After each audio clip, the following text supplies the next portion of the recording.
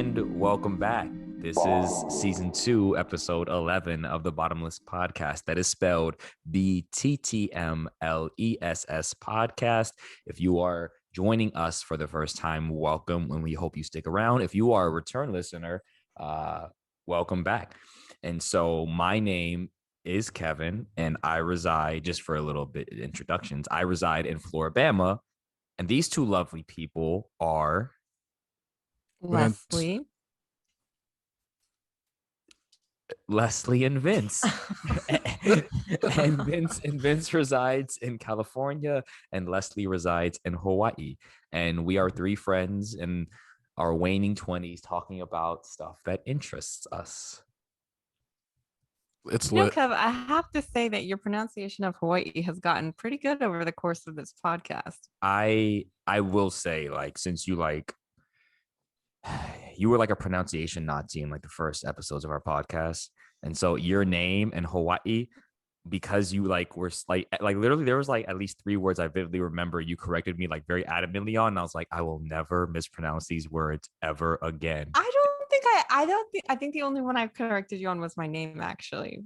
Maybe I did for it was your name. I think it was Hawaii, and then it was Kamala.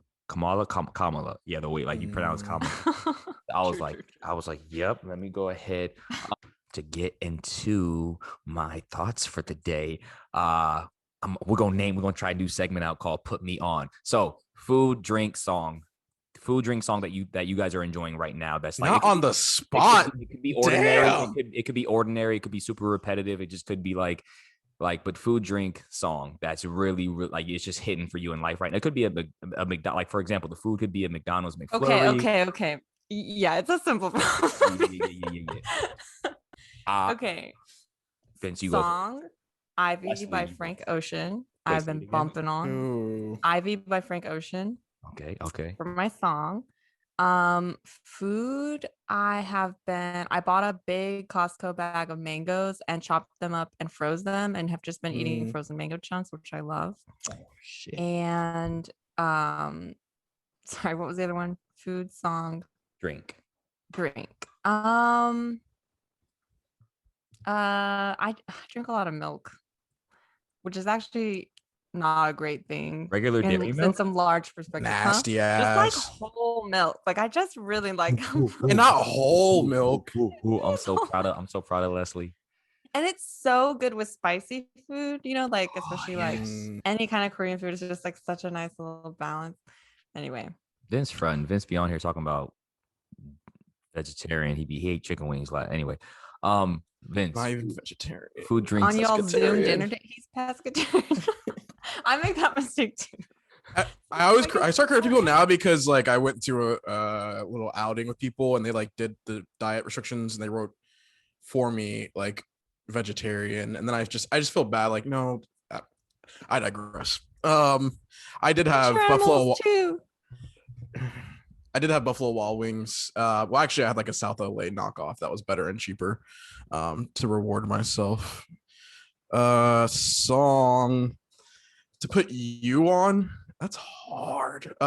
Just something that's hitting right now. Right now, there's this new song by Jungle called Keep Moving. If you want like a nice disco vibe, it's a vibe. Drink. I've been drinking a lot of tea lately. And not a lot of coffee, but like a lot of tea. I threw a party on Saturday and literally everyone's like drinks, and I'm like over here with like my little thing of tea for my weak little stomach. So a good mint tea or a good chai tea. Okay. You've been on mint tea for a long time. Like it feels like for the duration of this podcast. Probably I'm talking like multiple a day at this point. Okay, let me find out. For me, song Nobody But You by Sonder and Georgia Smith. Drink taro boba with tapioca, extra tapioca, large, and and like the liquid boba, not the liquid taro, not the blended or the iced, I guess you would say, like not just a blended. And then food, my fat ass.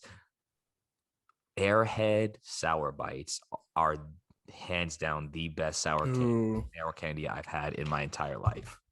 I used to think it was the Sour Punch Bites, which are like the sour straws, but they're shorter and they're thicker. But then I saw someone eating the Airhead Sour Bites, and I was like, I wonder. And I got them, and it changed my life. Oh my God, my mouth is literally watering. That's my favorite category of candy is like sour gummy type candy. Is it new? I haven't even heard of them. It's fairly new. I'm not sure when it came out, but when we were growing up, that shit was not a thing, and then everyone started making sour candy, and it oh my God, like yeah, it's amazing. It's amazing. I'm kind of scared of candy now. Ever since I got like a root canal, I literally get a little bit of anxiety when I go to eat candy just because I feel like I'm like rotting in my teeth. And I know it's not that quick or simple, but like I can't get that out of my head. So I don't eat a lot of candy, not because I don't like it, but it literally scares me now. Wait, when did you get a root canal?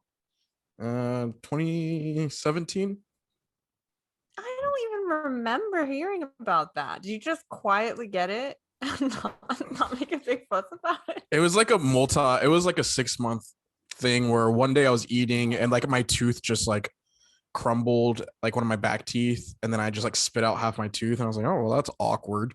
But then I was like, whatever, keep it moving. I'm not the best at like going to the dentist or doctor. But then a couple months later, I started getting really bad migraines, like the worst I've ever gotten in my life, and it was very obviously triggered by my dental health. But yeah, brush your teeth, kids, floss, etc., etc. I just think it's funny that dental health rhymes with mental health. And I feel like we always talk about mental health. So it was funny hearing you say my dental health. Oh well. Should we have an episode dedicated to dental health? No, we should not have. We absolutely should. One of the most pressing issues for our generation. Probably. Hell yeah. None of us are going to the dentist. None of us are going to the doctor.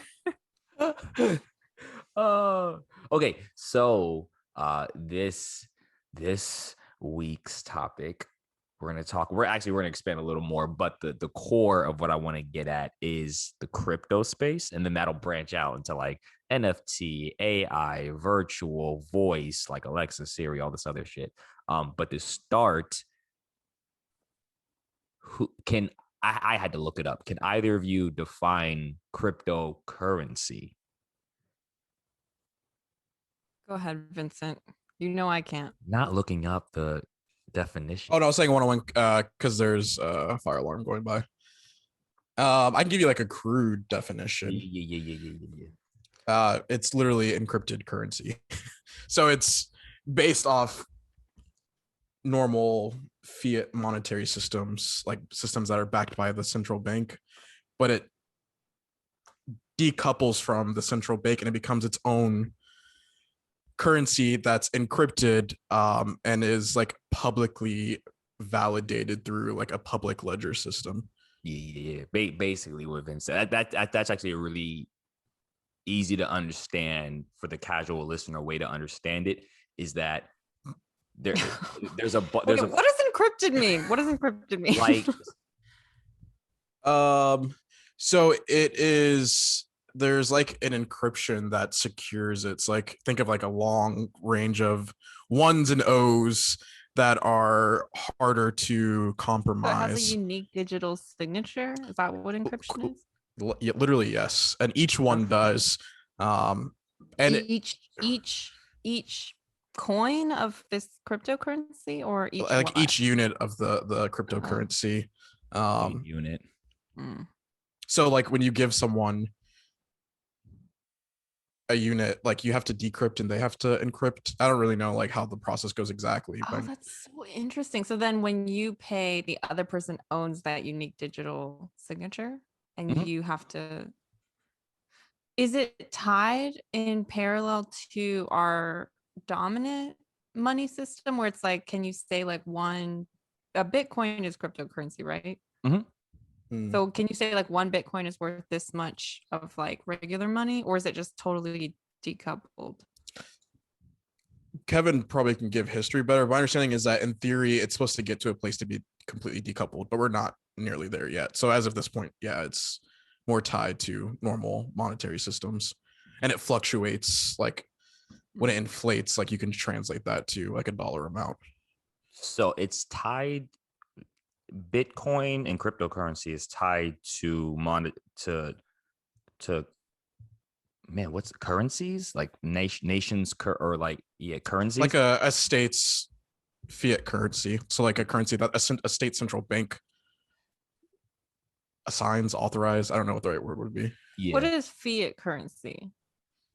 It's a currency that's only given validation via the state. So we don't our most currencies, I don't think any really are backed by gold anymore. And once you decouple from like something, I don't know if it has to be physical, but something that tethers it to like a specific value, and it's quite literally purely whatever the Federal Reserve in the US for the dollar says it is, it's a fiat currency. It's monopoly money.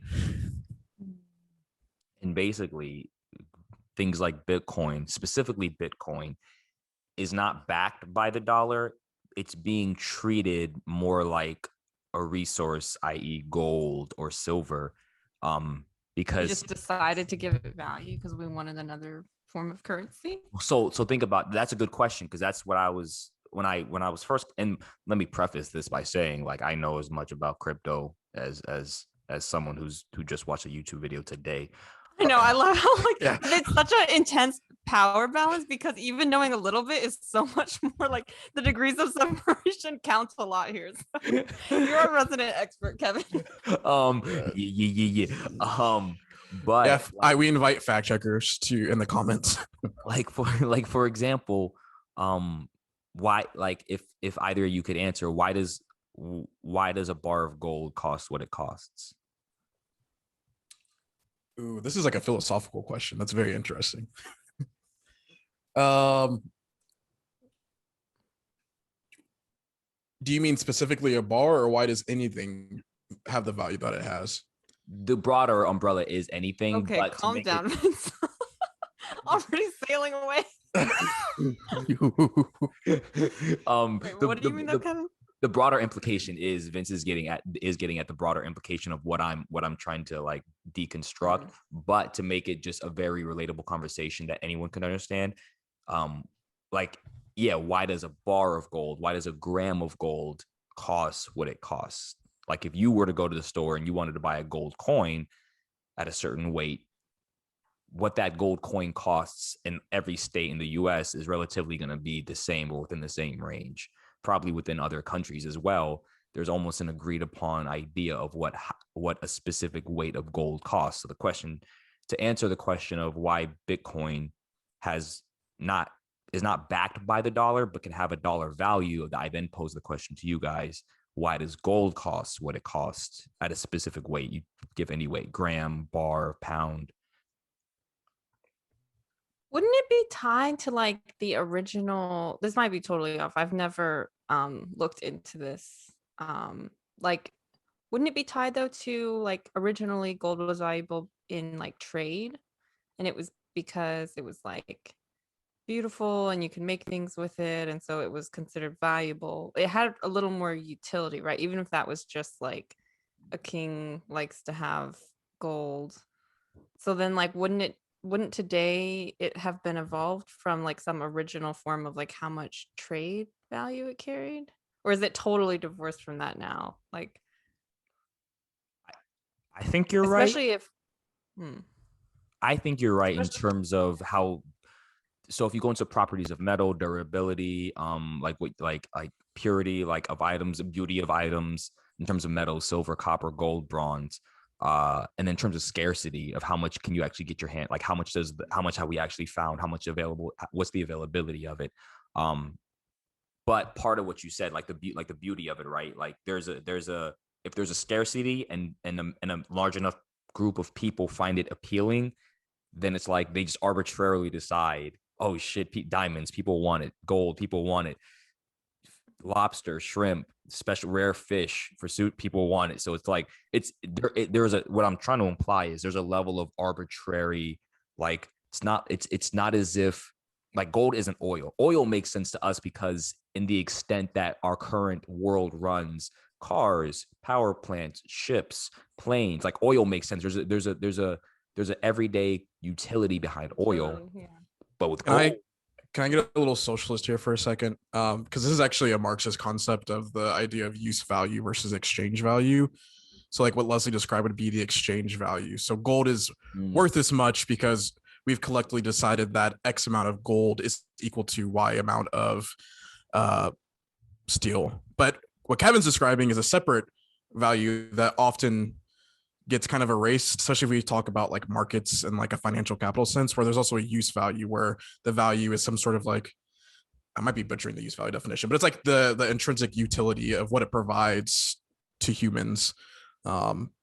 Just want to throw that out there so I can. Well, that's the differentiation. That's the differentiation I was trying to make, right? Like what utility do we all, between the three of us? I can't think of an example right now. What utility do you know that gold has? Operational utility, not like, oh, it's a cool, pretty necklace. What do people use gold for besides hoarding it like a dragon or wearing it like a fucking idiot? I had two gold chains on like 10 episodes ago. That cost a lot of money, and I sold them and bought crypto. Anyway, what functional utility does gold have? Like, we don't know one, right? Like, so that was a distinction I was trying to make, is that Bitcoin is this strange thing where, as far as I can see, as far as I can tell, I don't see any operational utility beyond the fact that because its digital signature is so secure and so tightly sophisticated, like it's you can't replicate it, you can't duplicate it, you can't hack it. As of right now, you can't like fraudulently you can't reproduce. Like, we can reproduce $1. You can reproduce a $20 bill, walk into a store and buy something with a $20 bill. The idea behind Bitcoin is it's so sophisticated that as of right now, no one's been able to actually duplicate a Bitcoin sequence and then use it to go buy, like, which they're like companies, hotels, I think travel, certain companies are starting to allow visas. It has incorporated Bitcoin. Venmo has incorporated Bitcoin and cryptocurrency. A lot of these major companies, or Apple has apparently bought Bitcoin. Facebook is apparently in the news for either having bought Bitcoin or about to buy Bitcoin. Companies are now moving into the space where they're saying there's NFL players who are getting paid in Bitcoin. But beyond the fact that it's a super sophisticated, like Vince is saying, just a really, really sophisticated way of numbering zeros and ones, there, as far as I can tell, there's no operational utility. I can't fucking go power my car with Bitcoin. I can't warm my house with Bitcoin. I can't cook my steak with Bitcoin. So the funny thing is that it's little history. Bitcoin was invented in 2008. As of yet, the person who created it is unknown. They apparently created it and specifically did not want to be known for it. And they created it for the purpose of, number one, like Vince said, they didn't want any one person or country to be in control of it. So they created 200 million Bitcoin of coin, put it out into the world for purchase as a way that people could, with the idea and the intent of it being a monetary unit that you could use for exchange and trade. Because hopefully one day you could like use that as money instead of actual money. You know, because when you use actual money, you go through banks, you have to go through like the world banking systems. If I take my $100 and I'm going to go to Italy, then I have to go get money from my bank, go to an exchange center, get their world banking system to give me whatever the $100. Bitcoin is like, no, I don't need your systems. And then the fees, I got to pay all these fucking fees of like exchange currency and the pulling it out $250 at ATM. I can go straight to Vince and a house, a car, or whatever. I can give you 0.02 Bitcoin if it's worth how much ever money, $2,000, and then you'll give me the product or the service that I'm asking for the value of the Bitcoin. Bitcoin came out, and its exchange rate, the amount to buy a Bitcoin was 0.0008. It might be 0.00, like 4 zeros and then 8, basically like that much less than a penny. Then in the same year, it went to 0.08 cents. Today, let me check my stats to see exactly where it's at. One Bitcoin in 2008, having gone from like, I think 8 cents, is now worth $54,607.34. And it's projected by September of this year to hit at a low 100,000, at a conservative high 150,000, at a non-conservative high 350,000. So what's the irony is that it went from this idea of trying to destabilize the world banking systems. Hey, let's all just use this imaginary money that's actually just numbers and computers to we can trade stuff in between us with no middleman, no banks, no nothing. It went from that to gold. The concept of how people treat gold. There's no utility behind it. People just started hoarding it like dragons, Hobbit, dragon, gold. And because of how when more people wanted it, and because the supply has always been limited, thus the price spiked up. And now that more and more people are getting into it, the price is going up and up and up. So the question I wanted to ask for you guys is cryptocurrency in general. Bitcoin, of course, is like the one that everyone recognizes. Do you guys think this is a fad? It's going to fizzle out? Or do you see cryptocurrency, not just Bitcoin, cryptocurrency, because there's so many coins now. Do you see it as do you think predictions 2020, 2030, 2040, 2050, do you think it'll be how we actually exchange money? Do you think it's the future, or do you think it's a fad? Man, I don't know. Vince, what do you think? My head is swimming with a bunch of thoughts because that's like the most that I've ever, like you just shared the most information I've ever absorbed about it. I just really haven't paid attention. It just stresses me out. Money already stresses me out. Like, and the ways that it becomes so abstracted, like the whole idea of the stock market, like stresses me out. So then like this just feels like no hope of trying. So I'm just absorbing everything you said. What do you think, Vince?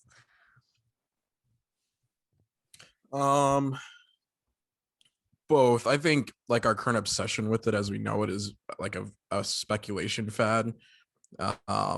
Like a very .com bubble-esque to me, where I think in the next 10 years, I would be surprised if it's not like a very serious crash. Or Kevin keeps up with it. Like, isn't it projected already to swarm and then crash? Is that a conversation at all? So yes, it's projected. That's the part I conveniently left out. Projected by September. Oh, okay. Exposing me. Sorry. Projected. Gosh, you got to ruin my fun. Projected. Christmas is going to come and the Grinch is going to show up after you get the gifts and steal everything. It's projected in September, October of this year to hit an all-time high, whether that be anywhere from 100,000 to 350,000, and then based on it's something called Metcalfe's law, which I don't know how to explain it, but it's the idea that basically history is something along the lines of history. You can measure how something's going to behave based on how it behaves in something in relation to it that it's behaved like before. So, for example, if you were to go, hey, like when Christians first showed up in this country and did this and XYZ, you can kind of project that when like if you were to replicate that happening of Christians showing up in the country, you can kind of, and then just kind of how political systems unfold, how nations rise, how nations fall, i.e. America being looked as a modern day Rome. So Bitcoin is projected to rise to an all-time high in September, October this year, and then somewhere in January of this year, maybe December, probably January, fall 40 to 70% of its, I could be butchering these numbers, but somewhere in the realm of 40 to 70% of its value, and then be in that price range of a 40 to 70% drop for 3 years. And then repeat itself, meaning it's projected by either, I think 2025 Bitcoin is projected to hit $1 million. Per one Bitcoin? Yeah, I think that makes sense. The reason why I say both and not my bad. One thing. Because in 2017, I forgot what the starting price was, but it was the first time I think Bitcoin went between it went from whatever it was, which might have been like I think it was a single digit thousand, which is what Bitcoin's price was in 2017 before the fall of 2017.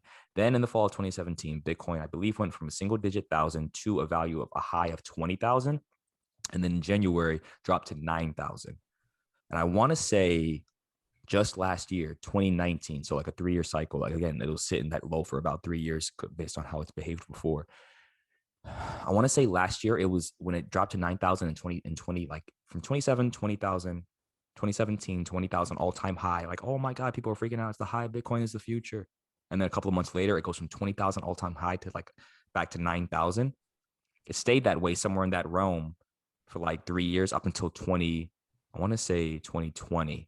So like just last, like just last year, it was in that 9,000 range. And then it spiked, I want to say, from somewhere around that range of like 9,000 to like 34,000. Like beginning of this year. Why? Do you know? What was the catalyst? I don't know necessarily why it was a 3-year cycle. The way that these people that I watch on YouTube describe it is that usually when it has these spikes, it's because you'll see big buy-ins from people who normally would invest in stocks or institutions, i.e. Tesla bought, I want to say it might have been something crazy like 1 billion Bitcoin, Visa adopting Bitcoin. So institutional adoption, a lot of these companies investing in Bitcoin. And usually the spikes are they call them whales, people with a lot of money who can invest hundreds of millions of dollars into the cryptocurrency. What they do is they invest a lot of money once you get, and then of course the masses come. So let's say Kevin has 500 million or a billion. I think is what Tesla put into Bitcoin this year, $1 billion. So then Tesla goes from not Tesla, Bitcoin goes from 9,000 late last year to I want to say 34,000 early this year. It spikes. Then it climbs from 34 to 40 something, now to 50 something. The all-time high this year so far was 62,000, and now it's dropped down to 54. But I think when it went from 34 to like 44 or 50, it's because Tesla put $1 billion into Bitcoin. So let's say Tesla or some really rich person and puts a lot of money into Bitcoin, then the masses come running because they think, oh, like it's like the FOMO. They don't want to miss out on this like gold rush fever thing. And then that whale person, once the masses help spike it up a little more, pulls their gains out, pulls all their money out, and then it drops dramatically. So the crashes have to be because someone pulls a lot of money out. Like that's how it rises and falls, is who's in how many people are buying it, how many people are selling it. So when it fell back then, it fell because someone pulled a lot of money out, or persons pulled a lot of money out. But what I don't know is why it's doing it over 3 years rather than yearly, 6 months, 3. Like, I don't know why that manipulation happens, why that's the time frame. That makes sense. I think, I just think again of the .com bubble, like speculation. It's kind of like a broader conversation that we didn't really get to in the internet episode, where like around the turn of the century, when everyone was investing into like .coms, that was like the new technological innovation. At that time, we had no concept of social media, but obviously 2 decades later, that's the primary lens of which we understand the internet. And the reason why I said both before to like being a fad and like something long-term is that I feel like we're in that speculation bubble where we know that there's a new contour of some kind of innovation, but right now we don't know what the actual use value is for us collectively. So because there is no clear use value, there's just financial incentive to invest and profit off of. So it's a fad in the sense of, I think there's hype just because there's money to be made. But I'd imagine that in 2050 or wherever, I could see there being something cool or like some sort of like fundamental shift.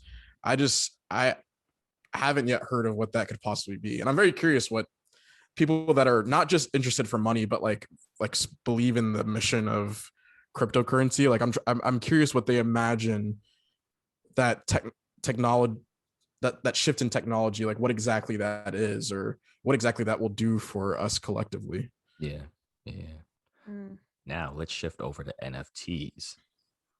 Wait, I have a quick question before we go to NFTs. So did you say the original unknown creator only created a set amount of Bitcoin? So whatever happens with it, so it'll always be like, that's just interesting. Now here's the funny. Feel like, go ahead. Yeah, in context of human greed, of course, it's just gonna get bigger. So then there'll have to be smaller decimals of like, oh, I own 0.1001 of a Bitcoin, right, to accommodate.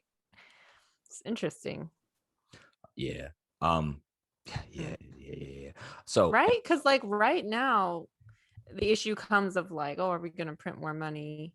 This is super loosey-goosey understanding, but right now, right, like you theoretically, like you can make more of what we've decided we're using for money, but like for this one, it will just always have to. It will never be that there's more of it. You just have to decide smaller amounts of it are worth more. It's like real estate. There's only so much land in Hawaii. there's only so much beachfront property. There's New York, they have to build in the air because there's only that's the concept. One of the driving concepts behind the spike increase, the price spikes in Bitcoin, is that there's only ever going to be 200 million. So it's looked at as gold or a real estate or an investment asset, because they know if this continues to be around 2, 3, 4, 500, it's like if America was first built and someone goes, yeah, I'm going to own this little chunk of land. And then that land turns into Los Angeles, California, and you own that land by the beach. It's like everyone wants that. And the more people want it, the more it populates, the more the population grows. It's only going to increase. Like my house right now, projected, which could be horseshit by Zillow, my house has gone up ridiculous amounts of money per month that I've been in it, because it's the region that I'm in. More people are moving in. The city's growing. You know, like if the city's growing fast, the real estate increases. If the city's dying out, people are moving out, the real estate decreases. So yeah, the scarcity of supply behind Bitcoin is one of the reasons why it drives. So that's why it's projected to go this year from 50,000 this year to, I think the projection might be 2025, 2030 to like 1 million per coin. Because it's like the idea is there's only going to be more people who would want to get their hands on it. And by that point, it's like you missed out on beachfront property in Los Angeles, California, Malibu, California. That is interesting. I don't know if I understand. If the goal was in theory to create a currency that's just completely separate from states, I guess it makes sense why I don't know. Like I get that it's like something to invest in. I just think it's interesting to limit it to a certain amount, because it sounds like you're limiting the ability to like really move to like a legitimate currency that's not like tied to another currency. Does that make sense? I don't know. It's just like a weird choice. Yeah. Do other cryptocurrencies also have only a certain amount of coins? A lot of them. Some of the one that I'm most familiar with currently increases in the amount of coins every year. See, I don't know, this might be way off, but the fact that the person is anonymous and like it just sounds like a big social experiment to me. Like, sounds like some artist in their basement was like, how do I like kind of peel back a few things about what money is in ours, and like see what happens. I don't know. Oh yeah. It's some wild shit. Like one of the guys I follow describes it as like World War III level premise, because of what the premise of what it could do to world banking systems. Like India banned Bitcoin. They're like, got me fucked up. You're not about to have this on top of our shit. Multiple places have tried to ban Bitcoin, and yeah. Anyway, so NFTs. Okay. NFT stands for non-fungible token. Vince or Leslie, do you know what non-fungible token, like fungible? Do you know what fungible means? So it can't be fungible token. I'm going to put my school hat back on and use context clues to try and define this word. So I know that an NFT is a digital art piece that basically like only one person can own. So they have found a way to make, God, kind of makes me angry. Yeah, they've found a way to make it like, not getting triggered. to create yet another thing for people to spend money on because they want to own something unique. And so I would think fungible means you can't replicate it, or you can't it can't have more than one owner.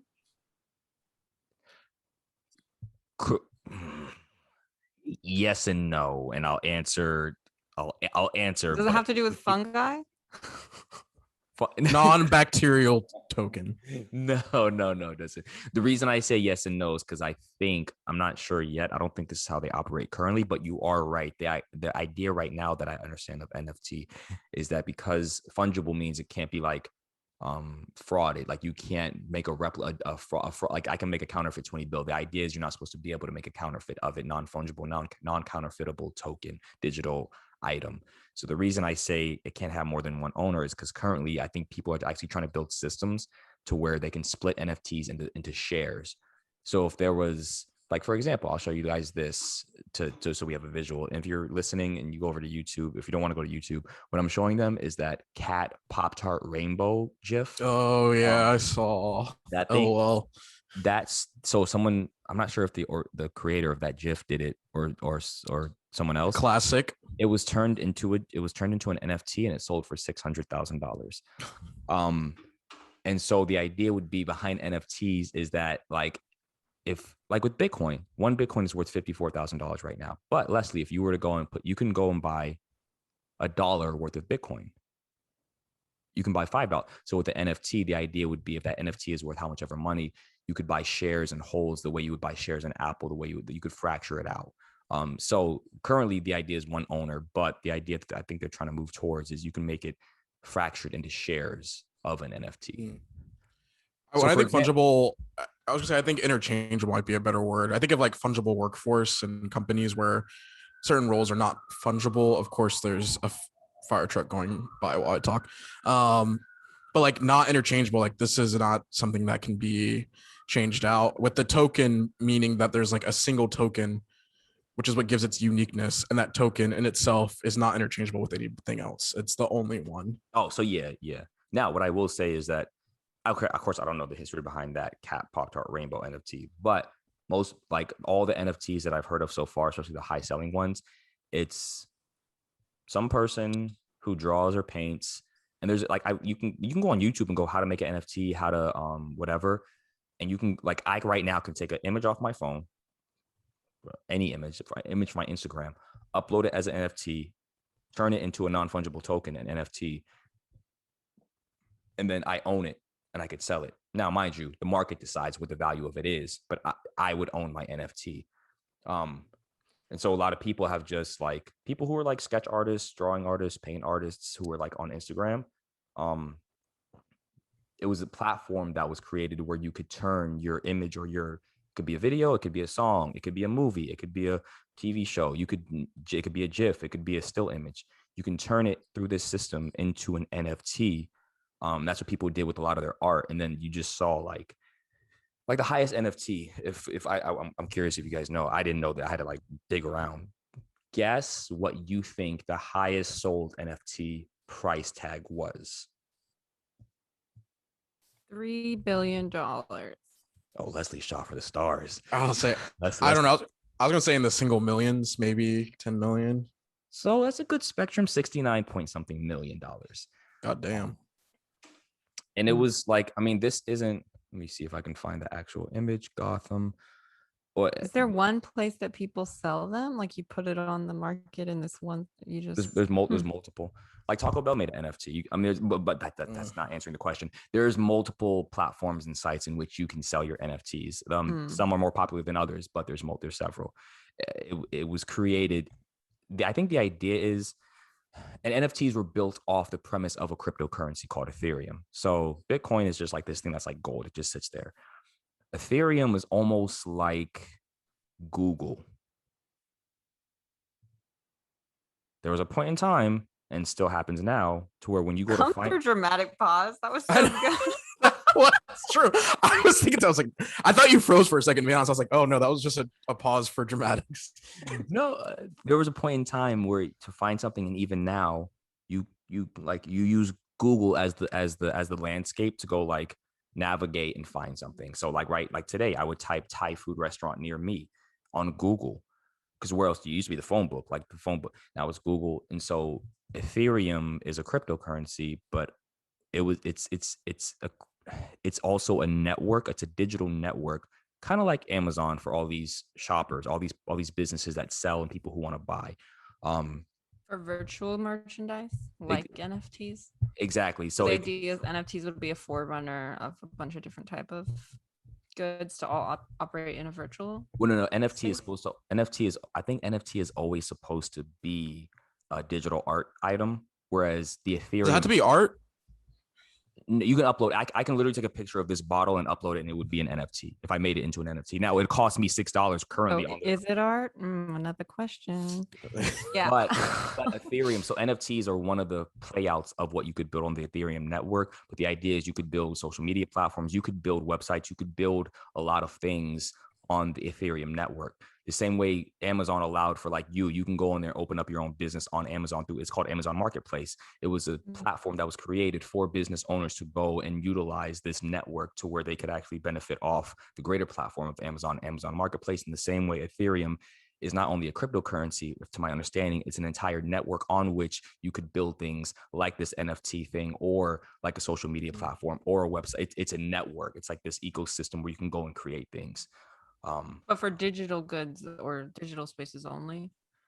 I believe so. Of course, yeah, because I struggle to think of like any brick and mortar or physical thing you could do. So yeah, it would.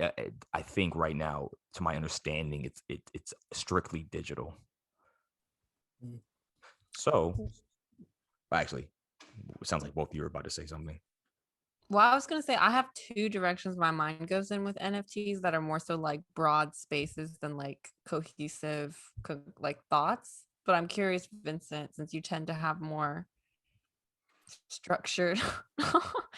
Okay, well, the two places I go is it makes me angry because and this might be idealistic and uninformed, but from that uninformed place, it just makes me angry that we're finding another way to like spend money on things that aren't like, when we have so many people like just not even having their basic needs met. Like, it really makes me angry that like it's another place for rich people to make more money, and just for people, I don't know, I don't understand this like mentality of like always trying to make more. Just like it just stresses me out, and like it's like, why do we need another thing to spend money on when we can't even like take care of our own humanity? So I know that's kind of like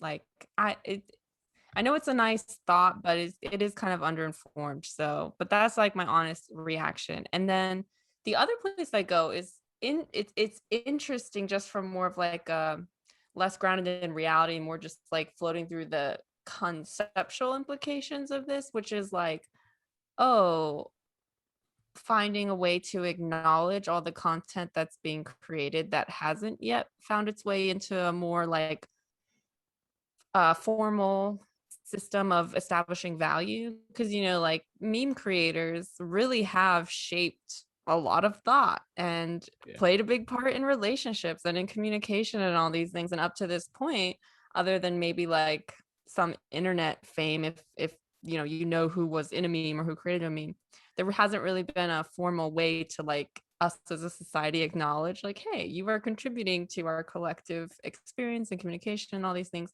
So that part is interesting to me, just like, but yeah, it's like my stronger reaction is just like anger and just wanting to be like, why? Like, it's just this feeling. I just feel like we're hitting this point in humanity where it's like, because we've achieved so much, it's just exponentially more what we can achieve, and like nobody's stopping and being like, well, not like what can we do, but like what should we do? Like, what do we care about? Like, do we care about just endlessly like breaking new barriers and making more of whatever it is, whether it's money or something else? Or are we like, well, how did we get here, and what allows for this insane trajectory? And like, does what we value, is it going to be taken care of? Is it going to decline? Is it going to increase if we just keep on having this mentality of like, how can we find more ways to monetize things? How can we find more ways to dive into the digital space before we've even examined basics of like where we already are with it, in terms of different ethical applications and stuff. So yeah, that's where I go with it. Vince? No, I mean, I agree with a lot of this sentiment.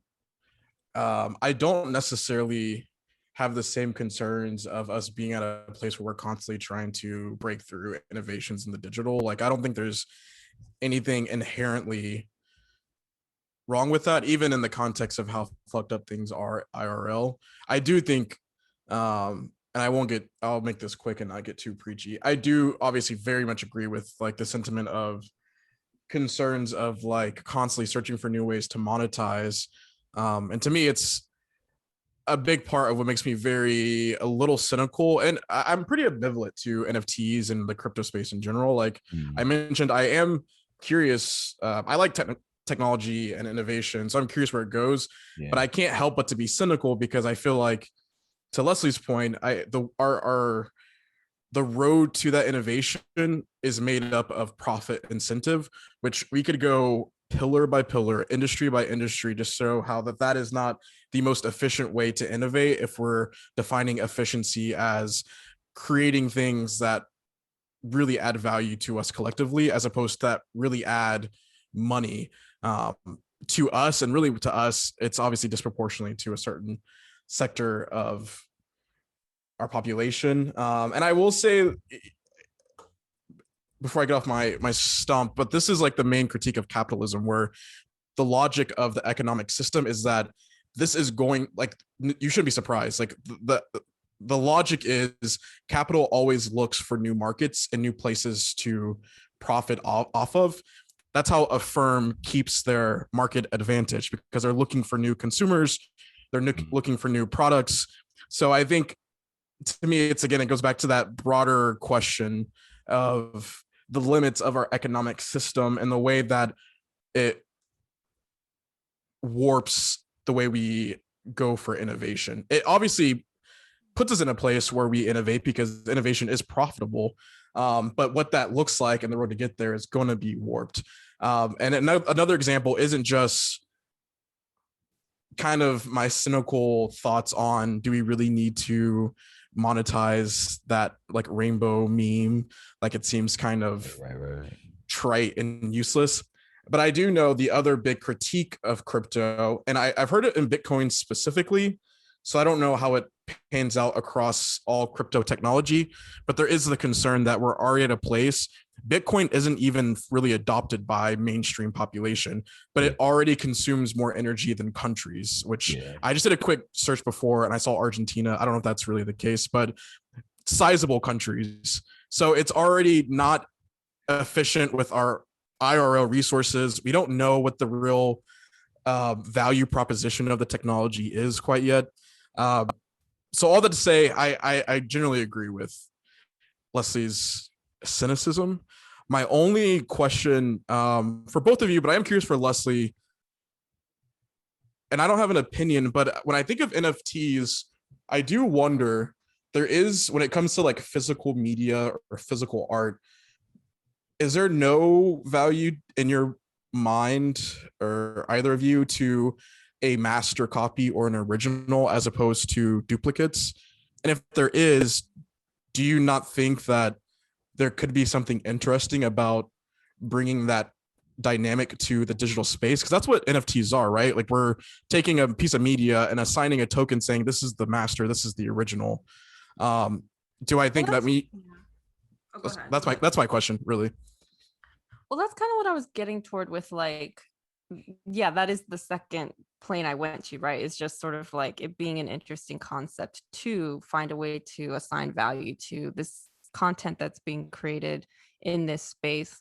I mean, yeah, I think it's an interesting idea. Do I think that it makes sense in context of like everything else that we just talked about, which again, for me, is from a very underinformed standpoint, but like, no, I don't think so. And also, like, art should always, or media that's been created, it exists in context of its medium, and like all explicitly art that's digital, or just maybe content that you could like argue about whether it's art or not. Like the like digital medium is lends itself to things that make me think, does it make as much sense to try and like force it into a space that's more similar to like in real life? Like, and the legacy of like physical art tends to be tied back to when it was a lot harder to make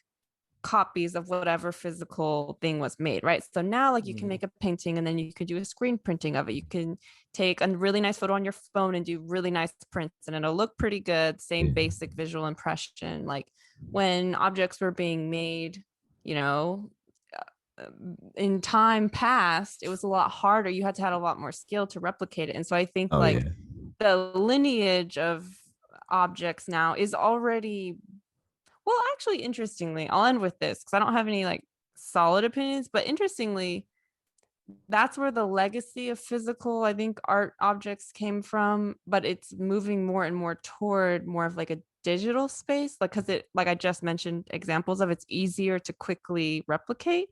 And now it's like, okay, we're taking digital content and trying to like move it more toward like traditional medium.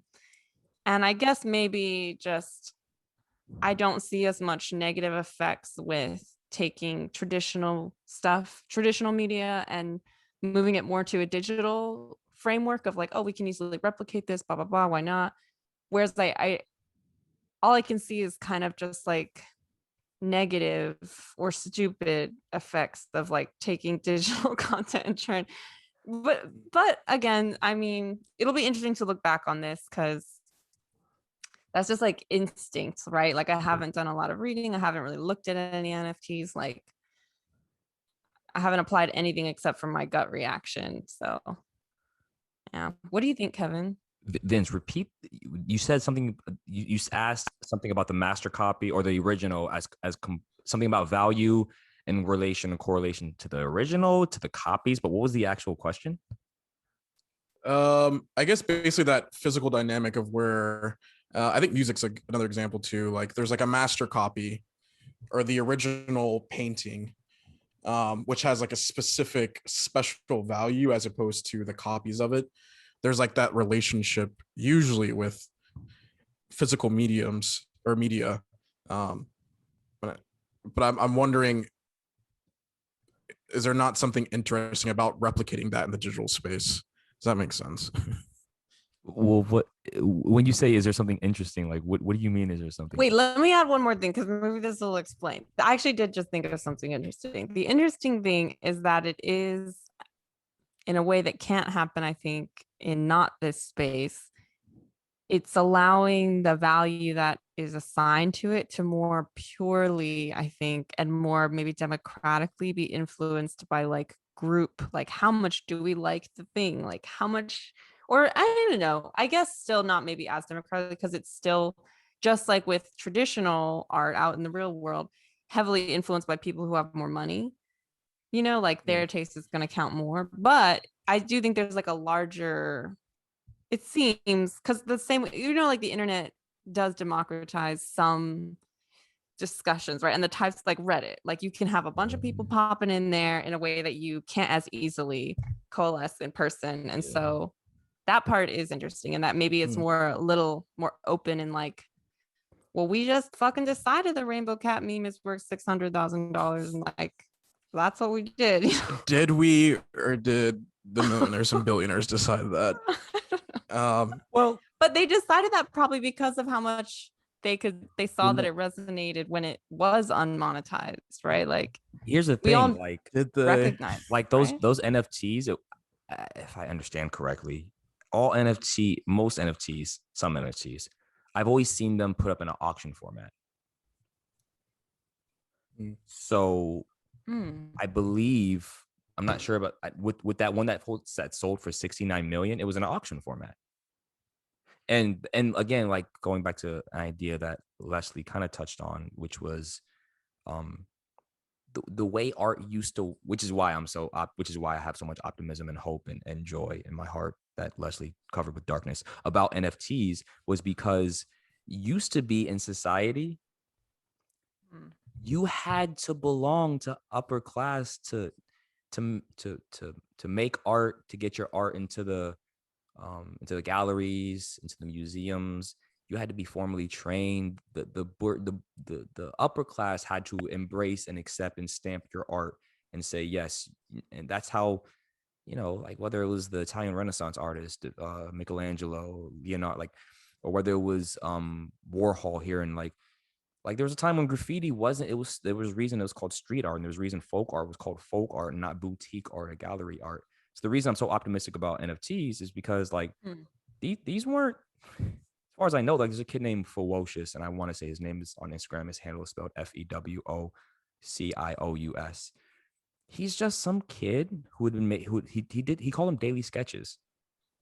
And his NFT started selling for like $500,000. He's like, and he'll post stories every day. Oh my God, you guys are changing. He's such a sweet kid, like a normal kid. You go back in this history and look through his stuff, and he's not like this money hungry, greedy pig capitalist, like fuckhead.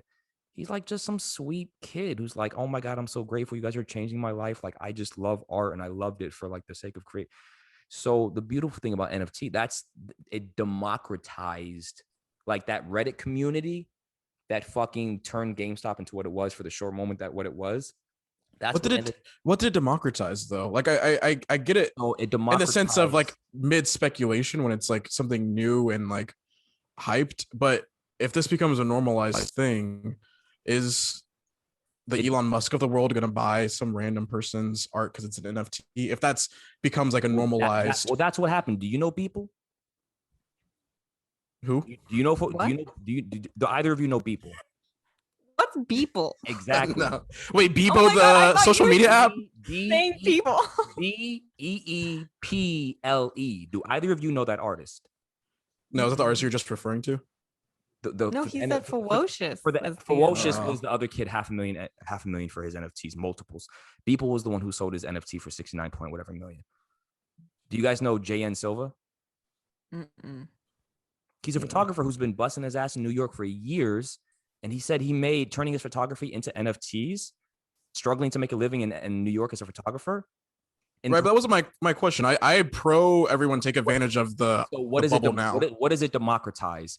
I don't need to get my art as Kevin Ortiz into a high boutique or a museum or into a certain auction class. I don't need to get it into a certain community for it to be considered value, like to have a high dollar amount. Some kid just took a picture off Instagram that he originally created, the democracy of $3, $1, $2, $6. We can all afford $6, slap it on the website, put it on this other page for free. And now someone across the world who's no one, fuck Elon Musk. There's someone paying 69.3. Give a fuck about Elon Musk. There's multiple people paying multiple millions of dollars for some kid who took his art, had a passion for it, made it, paid $4, $5, $6 to put it to turn it into an NFT to make it non-fungible, then posted it to a website and then sold it. Like that's the democracy of.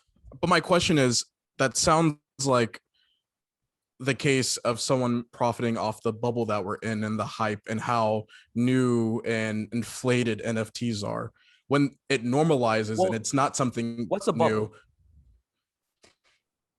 Like inflation, like a speculated artificial increase in the value of something. Like it won't be sustained. So it doesn't sustain. Wouldn't the connotation behind bubble be that like there has to be, relatively to the amount of people in this space, there has to be a large amount relative of people who in total, in relation to total number of people who have NFTs.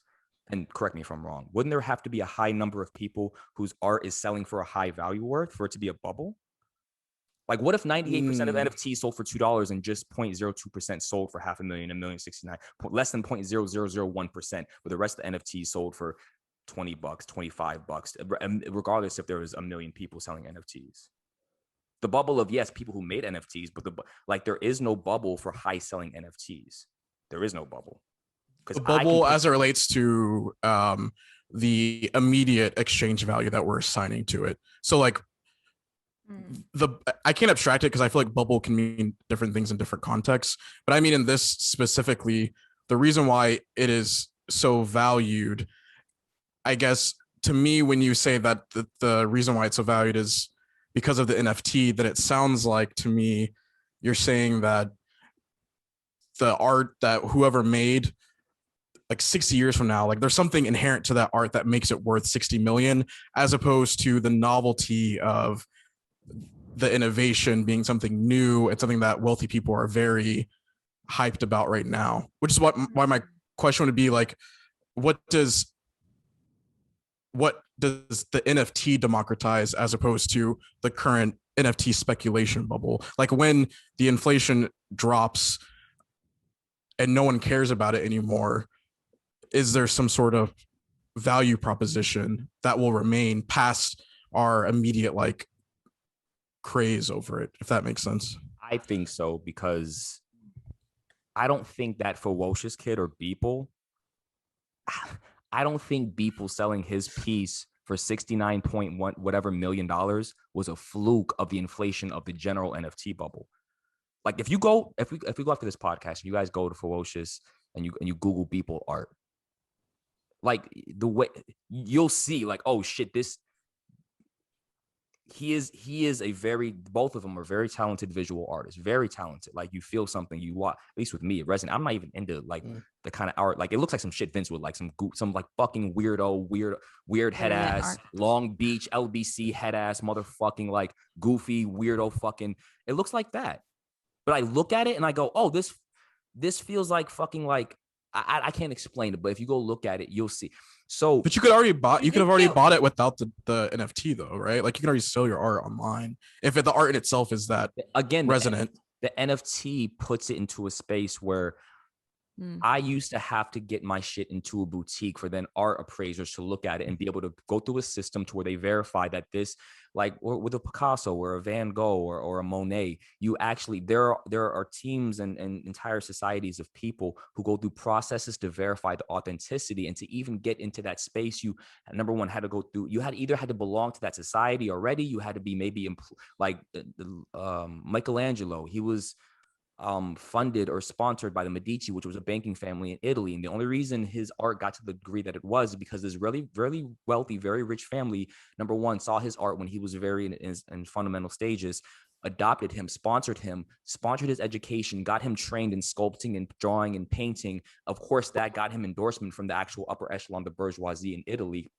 And then that's why his art is so cared for right now. It's because this but with NFTs, it's like you said, if my shit isn't like authenticated, then anyone can take my shit and replicate it and sell it. But the NFT goes, Beeple, you're that image. No, I'm the originator and I created it. And I can put, the NFT gives you, the owner and the creator, the facility to put a royalty on your shit. Meaning if my NFT sells to Leslie and I have a royalty faculty on it, when she sells it to Vince, part of that money comes back to me as the owner of, I own my shit.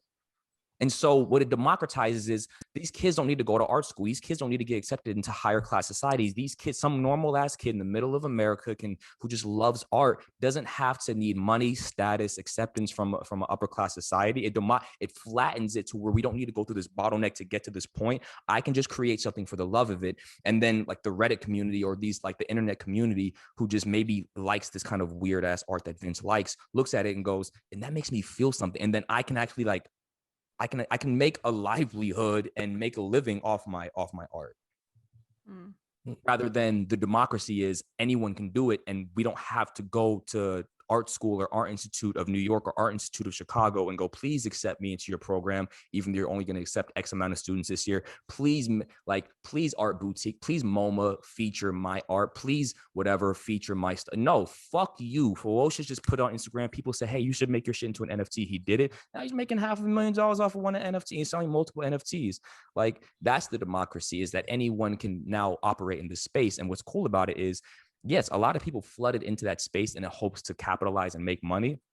And they got exposed because no one wants your fucking NFT, you fucking non-artist. No one, in that space, there's a lot of art collectors who just have opinions the way we have opinions about music or food or clothing. They have high opinion of art and what visual art is. And they go, and the market decides. A bunch of normal people sitting around paying $2,000, $3,000, $4,000, $500,000, $69.3 million, random people you don't even know, buying these things because they go, man, this is like I want this because it makes me feel the way someone would feel if they went and saw a Monet and they started crying and weeping. I'm gonna have to digest that. I'm still struggling to understand, but that's not at you. This is actually interesting because one thing I was curious about is just hearing people. If Jesse, like we don't know. Let's say Jessie tomorrow started putting her sketches as NFTs. That was like what happened. This Ferocious kid was nobody. Nobody fucking knew Ferocious. No one knew Beeple. Beeple wasn't like Jim Carrey. Jim Carrey is known for making a lot of art pieces. Jessie could go make her shit. Leslie could make her sketches. If this, let's put it like this. But I'm talking outside the bubble. Let's say Jessie. I'm not trying to be labor. We can move on. I really am trying to understand. I'm actually interested in this because I feel like I understand what Kevin is saying and I understood Vincent's question, but I'm trying to understand the bridge between like what's still confusing to Vincent because his question. Yeah. So what is it now, Vincent? That's still. I just don't understand how this democratized. Let's say Jessie, 20 years from now, when NFTs become a normal thing, so it's not inflated, it drops in price. What benefit does she have as opposed to just creating something? Shout out to Jessie, by the way, for like what benefit is there as opposed to just opening like a Society 6 page? It's what I'm hearing and filling into my gaps is you're saying that it just introduces it to a specific market, the market of NFTs that wealthier, high art minded people might be interested in. So it gives them a new market to possibly profit off of. And in that sense, I guess that makes sense. But it seems arbitrary. Like, do we need the market? Can Society 6 make your image into a non-fungible token and put a digital signature on it that can't be replicated? But my question is, what's the actual value proposition of doing that other than it just puts it in front of people that have money, or is that what it does? Name your favorite song right now, currently? The song you just named at the beginning of the podcast, what was the song? That's a jungle song. I forget which one it is. But what's the value proposition of that song? If no one fucking enjoys it. The value proposition of a song is kind of weird to say, but the value prop is that I enjoy it. It makes me dance. Is that somebody enjoys it. Now, the difference between that song and Jessie's artwork on the NFT space is that song, me and you can share it digitally, and the artist won't get the benefit financially from me and you file sharing that song. The difference is with the NFT, it gives everyone. Think about if before NFT. Can't you just screenshot it? I mean, yeah, only one person can own the signature, the master copy. So if somebody wants to buy that master copy from Jessie, number one, again, someone wants to buy the master copy, they actually have to go through the NFT platform to buy that master copy. Number two, Jessie, but that's already in your song analogy. That's already the case because master copies of digital music is more expensive. Yes, the master copy can already be sold. The master copy is owned currently by somebody, but think about all that goes into actually. So like me and you go make a song right now. And yeah, I have. We should make a song. I have the origin of the copy. We can turn that into an NFT. But we can just sell it in the art. But if we sell it, if we sell the original, and then now it's on 5-6 different computers, how do you verify who's the original owner? If you just replicate it. Whereas my question is what's the value prop of being able to verify the original owner? What does that do for me? What's the value proposition of a Louis Vuitton having a certificate of authenticity? Because people care about the original, whether it's a Jordan rookie card, whether it's a Louis Vuitton bag, people care, whether it's a verified signature on Instagram, people care about the original, the masters, which is why right now there's a company running around buying a bunch of artists' masters because I think they're trying to create a fucking streaming platform because for whatever strange reason, human beings care about an original Yeezy. There's a reason I just paid $300, $400, $500, $600 for a pair of shoes instead of $30 for a fake pair from China. It's because people care about authenticity, and because there's some connotation and some actuality, I believe, you don't have to agree with me, there is an actuality of quality behind authenticity, behind the original creator, which is why if you were to go and sell a Mona Lisa to the MoMA right now, they would have an entire fucking team of people come in for weeks and scrutinize every single micro inch of that painting to verify this was actually drawn, this was actually painted by the original artist, and that's what gives it inherent value. So the inherent value, yes, it has to be, that's the cool thing. The inherent value is no longer determined of an NFT. These NFTs, the Ferocious, the Beeple, there was no value given from some upper echelon society institution, i.e. the MoMA, the Art Institute of Chicago. You didn't need some rich or high status person to come in and endow value to it. The public who were just operating in the space of NFTs looked and said, we like that, and it makes us feel something. Not because you graduated from Art Institute of Chicago, not because you were endorsed by the MoMA or came from Italy or French or you're European, and so we look at it as higher or more than. You just created something and we connect emotionally. Rick and Morty, we connect emotionally. Music, we connect emotionally. Food, we connect emotionally. You made us feel something, and now not only can you monetize your work, but no one can ever take away from you that you made it. And number two, you can put a digital faculty on it to where if you want, no matter how many times that thing gets sold, for example, reason why Instagram shuts your fucking DJ sets off, because someone owns the copies to the original master, and they go, hey, Universal goes, hey, my shit will not be played in the club, on Instagram, on Facebook, unless I get paid. You currently don't have a system in which Facebook will monetize me for playing that music. So Vince's Instagram, get the fuck out of here. NFTs have a digital faculty to where no matter how many times that thing is sold, if you want, Jesse can always get a percentage of that sale, no matter if it gets sold 1 million times, she can determine the amount of money she will get from that NFT. So the way it democratizes is you get royalties from selling NFTs. So if you sell it and it's no longer in your possession, you can determine whether you want royalties from it. So the way Kanye West will get paid royalties from a song he owns, the way Universal will get paid royalties, whoever, from people who own their masters. Again, you can put into an NFT a digital faculty in which, if you want, you can forego that and go, no, I don't want no royalties. I'll sell it for $3,000 once, and then whoever does what they do with it, I won't get any money from it. But you can decide, as the owner of this NFT, I made it for $6 and I threw it up. Hey, I sold it for $6. Let's say I want 2% royalties. Let's say 20 years from now, Jesse's NFT that she sold for $6 goes for $20 million. She will still be getting every 2% from every single sale of that NFT in perpetuity until she hands off the ownership of that NFT, if she dies or something, to someone else. You used to have to go to fucking museum and art. You used to have to belong to a high caliber, upper echelon, very rich, very powerful society to accomplish these sorts of things that I can go on YouTube right now and go, boom, this picture of my beard. Leslie's bottomless cover art. If this podcast goes fucking crazy and Leslie were to turn that bottomless cover art into an NFT, and let's say we get like fucking Ellen famous in 15, 20, 25 years, and Leslie made that into an NFT and then put a royalty on it, she could become fucking wealthy and take care of everyone in her life for in perpetuity. She can do whatever the fuck she wants because she originally owns that NFT. And that's democracy, because what, $6? Like, who?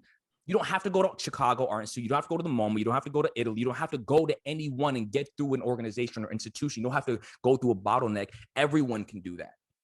And it's all provided to you on this platform at a democratic level. You make a login, you pay $3, $4, $5, $6. Boom. Now you have access to a resource that so it's like an easier way of like copyright, because you could theoretically do all that by copywriting anything you make, right? It's just like that process is quite a bit more. It's rapid copyright, it's instant copyright, it's traceable copyright to where no one can actually duplicate or like fuck with it. And think about it, there are art pieces today. I think it's season 2 of Malcolm Gladwell's Revisionist History. It might be season 3. He talks about art scammers who successfully duplicate very famous art paintings and statues, who actually deceive art teams.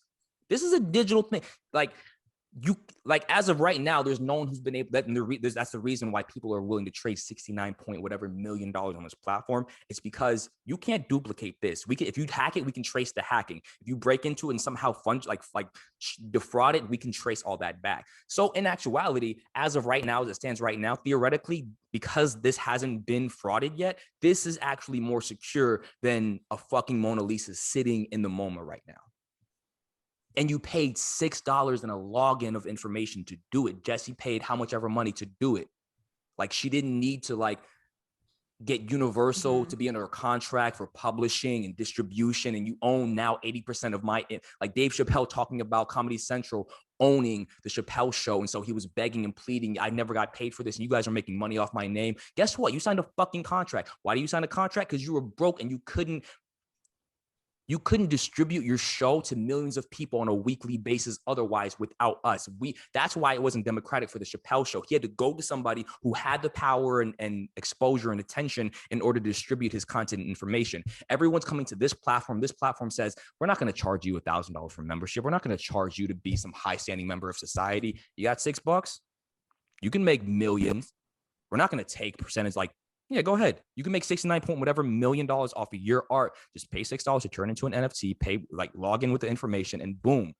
We're not sitting here like greedily, like capitalizing off your shit. No, you go. This is a space for the artists. This is a space for this is a space for y'all, for the democratic people. Not so a bunch of people who created Ethereum, the NFT, can like fucking greedily make money off of Vince's art or Leslie's cover art for Bottomless 2 or Jesse's sketches or my poetry. I could turn an image into my lyrics of a poem into an NFT and sell it in perpetuity for until I passed ownership of that certificate of authenticity to somebody else. That's why it's democratic. Thoughts, Leslie? I won't belabor it. I understand what you're saying the value prop is. I think I'm just not the target audience because it seems, I think that's what I was thinking when I mentioned, like, I don't think we found the real value proposition of what this technology can do, because to me that doesn't sound compelling enough for like mass mainstream use or like truly innovating something. It still feels kind of niche. Oh, I will say this is, they're calling, NFTs are being looked at right now as like very introductory, rudimentary level playouts of what you could do on the Ethereum network, theoretically. They're looking at it go, and that was the benefit. If this was your baby step, if this was your preschool, that I can make anyone have access by virtue of $6 to turn into $69 million. And they're saying like, listen, this is gonna, like, have either of you seen Ready Player One? Mm-hmm. So you remember, like, he's walking through, he gets the money, he gets the coin, he's walking through this place, and they're like, oh my gosh, that body armor that costs 10,000, whatever, and he buys it. Imagine a space where, because of VR, because of AI, because of voice, imagine that. Like, I honestly think Ready Player One is kind of like closer to the future that we're moving towards. And that's just it's which is a dystopian movie, so that's sad, but yeah. Well, that ability for virtual reality, that level of virtual reality. Oh no, I agree in all the senses. So like, if NFT is the introductory level, like, the proposition is that was the benefit. NFT, like this very widespread innovation to be able to like finally give creatives and artists power to empower themselves and have ownership and authority and protection over their resource and their art. And so again, it's in its infant stages. Like, the cryptocurrency attached to an NFT network, Ethereum, right now, that cryptocurrency per coin costs $2,500 as compared to Bitcoin, which costs $54,000. It's in its infancy stages. We have yet to see the things that are going to be. I think the platforms that I won't say the other one because I just won't say the other one. I think the social media platform that defeats Instagram and Twitter is going to come from an NFT network. I think the platform that could beat Netflix or YouTube is going to come from an NFT network. I think when we see Ready Player One become more of a reality, it's going to come from the NFT network. But the introductory level was everyone who's a visual artist and creative, not just visual artists. Again, I can turn my poems in a sound bite, and we can turn your DJ mix of that bottomless intro into a sound bite, into an NFT. If we become Ellen level famous in 15 years and you NFT that shit, then the platform went back to the creators, went back to the democratic people, the starving artists, and said, I'm going to put something so powerful into your hands that up until now, you couldn't get ordinary person. You had to be somebody with power, access, and money. Otherwise, you don't get to play in this realm. And now I'm going to put it in your hand for $6, less than a Happy Meal from McDonald's. All three of us can afford a Happy Meal from McDonald's. That's democratic. Leslie, sorry we just went off. I'm curious your thoughts. There's a lot there. I'll do a really short reply, which my more instinct is to say I need to absorb and think, but in the spirit of all of these episodes, I should have just probably not talked and thoughts more. But I guess my main things are, I see the point you're making, Kevin.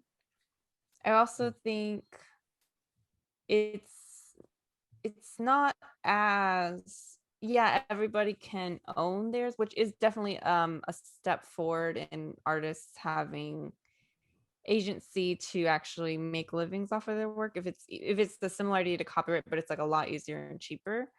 But it's not like everybody, just because you make it into an NFT, is gonna have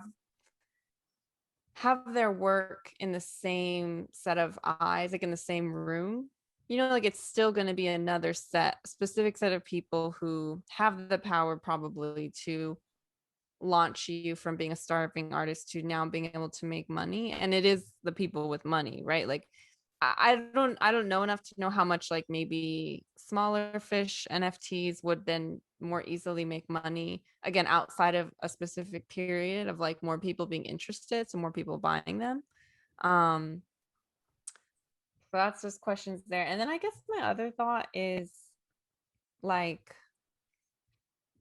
similar to how I felt about Instagram when I chose to like get off of that for a while, which I am self-conscious about, whatever you want to call this, like maybe a fuddy-duddy type, but it just is how I am, where it's like I'm in the same way. It's like the problem isn't the social media, and I can see all of the positives. And as you guys know, now I'm very much in like an exploration phase with it. Like, yeah, let's really give it a shot. But we see you, in Walden. the same way, We see you, Walden, on social. Posting on my story multiple times a week. I'm there. I'm in the Instagram space. Leslie's out of multiple posts a day. What is Leslie turned in? But in the same way, it's like the issue isn't social media. It's like, what are you feeding into in yourself and in yourself in context of society? So you as somebody who is contributing to the larger societal moves, it's like, the issues that I had there was this idea of like, despite all the positives and whether you want to or not, if you're not extremely, extremely careful in a way that I don't think the average person has energy to maintain most of the time, like social media absolutely, along with the benefits, like absolutely puts you more in a consumptive mindset. I think with people, like you consume very flattened, very curated pieces of them, and there's a beautiful way to view that and a healthy way, but it takes a lot of energy to maintain, right? Like and I just think in the same way, the fact that you said most NFTs are sold in not a raffle, what's it called with the gavel? Auction. Like not an auction gavel. That to me, wow, that was like a big spit chunk. But in the same way, it's like that to me just implies it's another spirit of that already is a problem in art, right? This balance, and we talked about it with Matt, this balance between like making money off of your art and then just like art being something that instead of being democratized in a monetary sense can be democratized in a sense of like understanding like anybody can make a valuable piece of art, and it's very valid if you just want to make art that is shared for its own value system, right? Like this is valuable because it makes me feel something and I'll need to attach money or something to it to exchange it, to share it with you. So I just feel like that piece I feel like a little prickly about, with like this idea of exacerbating another frenzy of like, oh, my art got big in the NFT space. Like I can see the positives, but then for me personally, I don't know, and who knows, maybe in a month I'm going to be all NFTs and just making a bunch of money. I don't think so, where it's like, I don't think I would want to enter that space, at least until I know more, because it's like a similar how I felt about social media, where it's like, I don't like how I can see the conceptual underpinnings of this, despite the positives, which I see what Kevin is saying, but I see the negatives where it's like, this would make me think again more in terms of like art in connection to like how many people like it and how much it sells for and all these things that are already kind of dynamics that I don't enjoy. So you can gift an NFT for free. Huh? Let me clarify. You can give or gift or set whatever free dollar amount on your NFT that you want. Oh, that's interesting. Yeah, I mean, to be honest, those are just like thoughts, but I feel self-conscious about them anyway, so don't put too much weight on them. That's just yeah. Were you trying to also hit AI? I think we're probably like running a bit long, but yeah. Let's. I was curious where AI came up from, but we can say that for the time. Well, yeah, we can save it for another time. But what I was going to ask was between VR, AI, voice, and crypto, what you think was going to be the biggest change factor in the next 20, 20, 30 years. But AI tied with VR, period. But we can say that for another time. Yeah. Wait, have you guys seen Ex Machina real quick? Just because I just saw it finally. No, I've seen I might have seen it actually at one point, but I can't recall any of the Ex Mafia. Machina, like I think I'm saying it right. Machina, like machine. I've seen the thumbnail yeah. on Netflix, but no. It was a fun watch. Is it like apocalyptic sci-fi? It's like it's like a nice slick, like here's something to think about with AI, and also interestingly gender. I didn't realize like it has a pretty heavy commentary on gender too. Interesting. Yeah. Vince, watch it and tell me if it slaps. Okay. Wait, were you quick without any time for discussion? What were you gonna pick out of those options you sold us?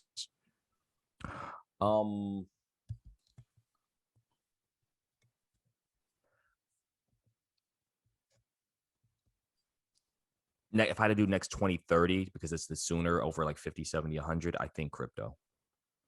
Interesting. I think if and this is all speculation, even the people that I'm like looking to for information and trusting and following, it sounds like they're saying right now, not that it's on the trajectory to do that, but the premise and potential of cryptocurrency is to destabilize the world banking system. And if that's the case, like what do you do when a student doesn't have to go to a bank to get their loan or to pay a university? Like, what does a bank be like? It's the bank, like the federal banking system, the reserve. Like when they go out of if they go out of business, but that's 20, 30 years. That's like short term. Like if I were to think like 70, 100, 150, I think VR and AI between those two, but crypto in the next 20, 30, I think. I'm actually remove AI from my answer and just say VR if we're talking 20, 30 years. But let me find out Facebook. Don't never mind. Let's say your answer as our final. I'll just say AI, and I'll say since there's no like I'm just guessing, and all of y'all said it too, but I would have said AI. I think either way. But an interesting tidbit I can add about AI, which does tie again back to Jessie, since she was apparently the fourth guest on this episode. Because exposed to it via someone in her life at the time, and I remember mentioning this to Vincent at some point a couple years ago, where like, that person that I knew through her was like super involved in effective altruism, which like is the idea of like being very strategic, right, and basing different forms of trying to help as many people as possible based on data rather than just like public sentiment or other things that often guide like where funding goes or different initiatives that pop up. And two of their biggest ones that I remember, one was funding for people trying to prevent pandemics. And I remember like seeing that and being like, oh, really? That's like, and just, was explaining to me her understanding from that person who's like really in the world, where it's like, yeah, because even though it's like less likely than smaller bits of things, like if it does happen, the potential for harm. So there needs to be like proactive, preemptive, because the potential, and so that was really interesting. But the other one was actually needing to fund and needing to push for any kind of regulation on the development of AI, especially from like trying to approach it from an ethics standpoint, because AI just is another thing that can grow so fast, so quickly, exponentially. And because the possible power that could happen, even without the creators realizing right how quickly it can go from what they did, there's like almost zero like regulation happening in any kind of like, let's decide as a society, as a world, like what do we do in this ethical situation with it. And it's just like it's all being made, but there's no systems being set up to make sure that it doesn't end in something bad. So interesting, right? I will say, I will say someone who I heard talk about AI said it's already too late. But I will also say, in terms of like regulation, they said, but the point that AI's gotten to by the time they were asking the government for regulations, they were like, it's too late. It's gotten beyond the ability to regulate. But I will say that another person I was listening to about AI said they were showing an AI machine pictures of a husky to see if it could identify husky.